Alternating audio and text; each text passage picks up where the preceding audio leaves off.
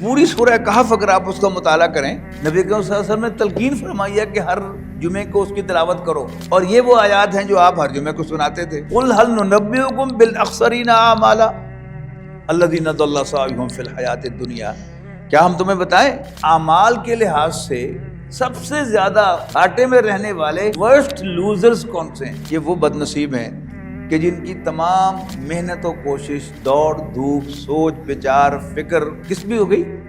دنیا کی زندگی میں الجھ کر رہ گئی۔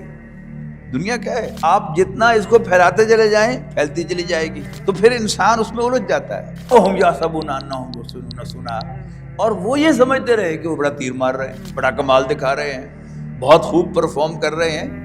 اور یہ بھی ہم سب کی کیفیت ہے، یعنی ہمارا دن رات صبح شام اٹھنا بیٹھنا وہ دنیا کے چکر کے اندر ہے، اور پھر ہم اپنے آپ کو بڑا کامیاب بھی سمجھتے ہیں۔ حالانکہ مطلوب کیا ہے؟ اس دنیا میں رہیں لیکن اصل جو ہماری فکر مندی ہو وہ آخرت کے بارے میں۔